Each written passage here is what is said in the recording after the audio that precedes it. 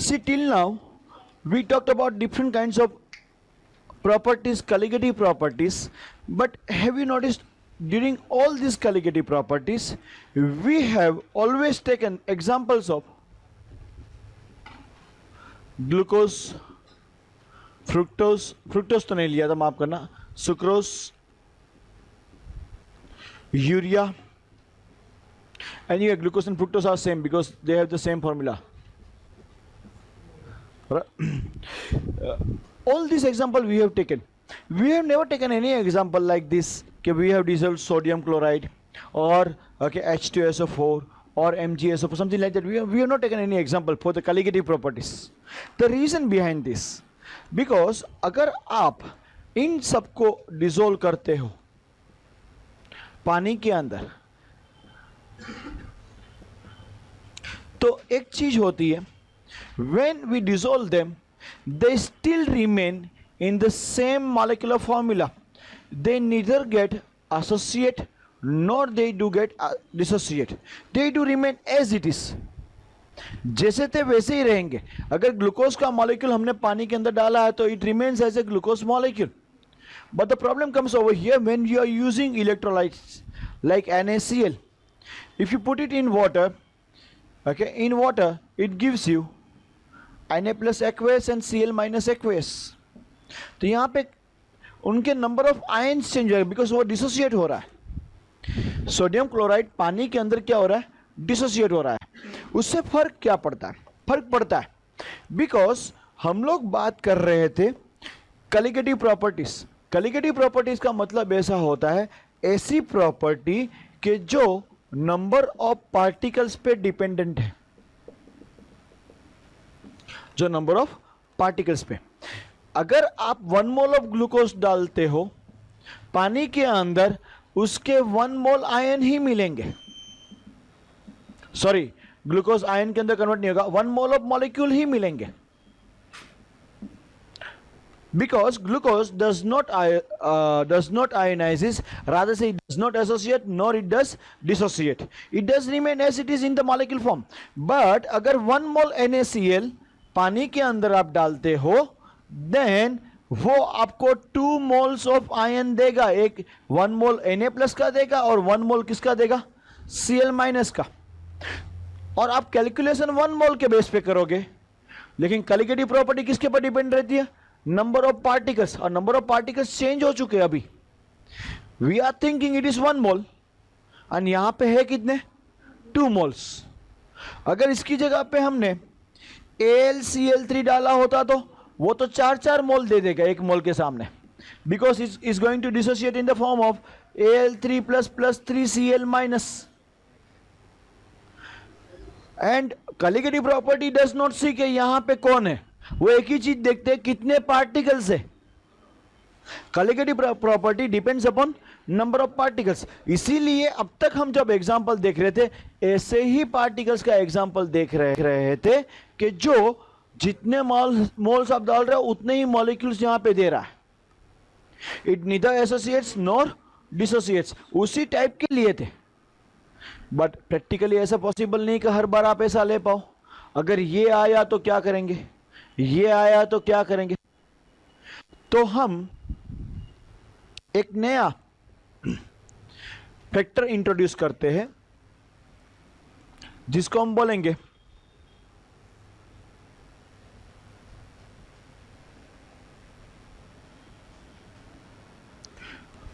Went Hoff factor या तो want Hoff factor.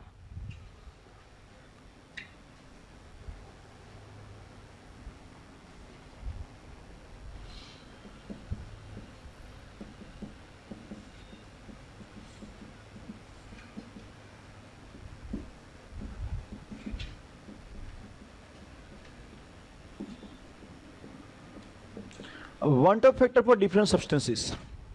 Suppose if we have substance like glucose, urea, sucrose, then उसके number of particles आपको कितने मिल रहे हैं जब वो डिसोसिएट या सॉरी वो डिसोल्व होते हैं. वो डिसोल्व होंगे तो वो तो एसोसिएट या डिसोसिएट नहीं होने वाले. तो नंबर ऑफ पार्टिकल्स को अगर हम n बोलते हैं और उसके लिए वांट ऑफ फैक्टर कितना होगा,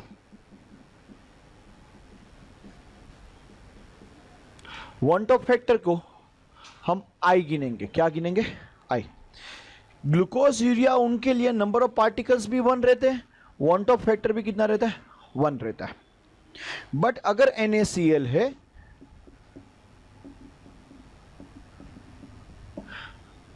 तो वो कितने पार्ट में डिसोसिएट होने वाला है? 2। तो नंबर ऑफ पार्टिकल्स कितने दे रहे हैं? वो 2 दे रहा है। एंड याद रखना इसका I इक्वल टू n रहेगा 2, कंसिडरिंग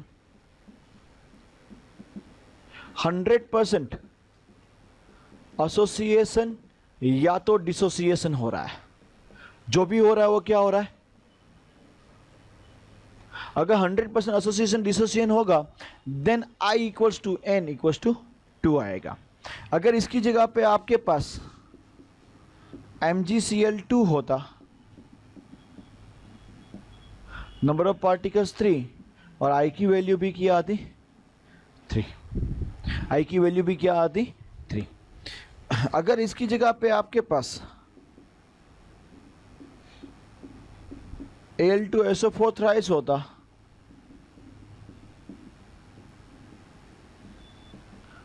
तो number of particles n equal to 5 and I equals to भी 5 रहता। ये मैंने जो 3 केस यहां पे लिए, ये तीनों के तीनों डिसोसिएशन के केस थे।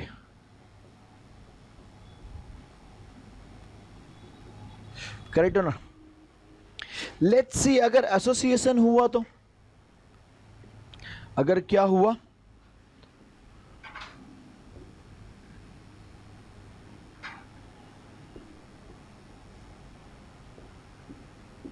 अगर एसोसिएशन हुआ तो क्या करेंगे? तो हम कुछ नहीं करेंगे, मैं आपको थोड़ा सा और एक चीज बता रहा हूं। फॉर एसोसिएशन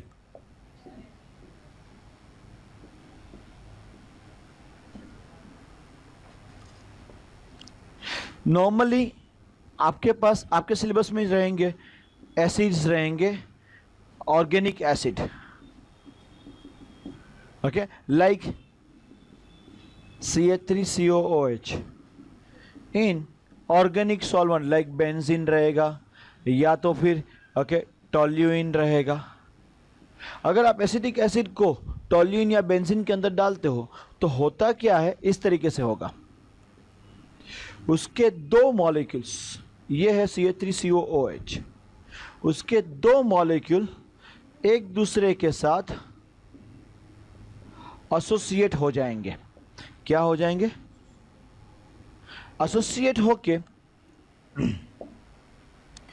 2 मॉलिक्यूल्स कंबाइन हो रहे हैं, एक मॉलिक्यूल बना देगा। 2 कंबाइन होके क्या बना देगा? एक मॉलिक्यूल।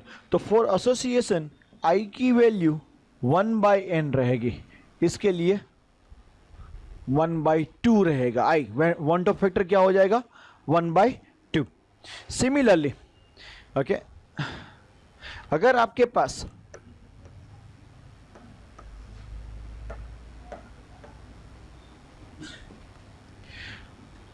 बेंजोइक एसिड है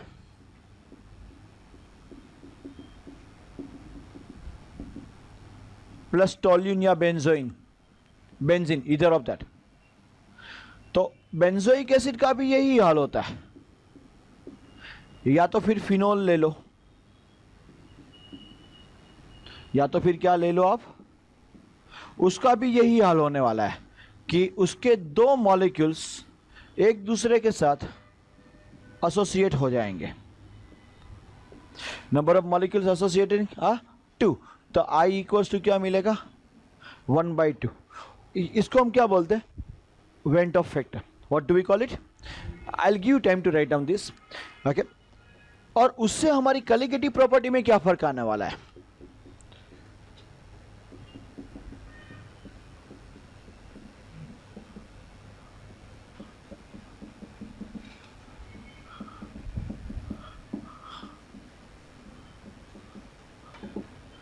See, till now we have seen 4 colligative properties.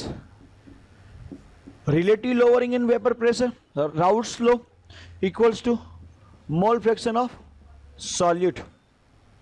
Second हमने देखा elevation in boiling point, Kb into molality. Third हमने देखा depression in freezing point, Kf into molality. Fourth अभी हमने देखा ऑस्मोटिक प्रेशर, या तो फिर correct or not? Now what are we going to do? What are we going to do? We are going to use Vento factor also over here. Actually these formula are like this.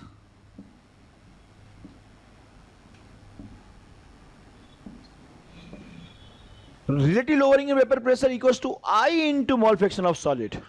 I सब जगह पे हमें लगाना पड़ता है, I into Kf into molarity. Actually correct formula ये है. तब तक क्यों नहीं लिखवाए थे? अब तक आपने ध्यान से देखा मैंने एग्जाम्पल कौन कौन से दे रखे थे? Glucose, sucrose and urea. इन तीनों के लिए I की वैल्यू 1 है. इन तीनों के लिए I की वैल्यू 1 है. So whether you put I or if you don't put I, it doesn't make any difference because I is equal to.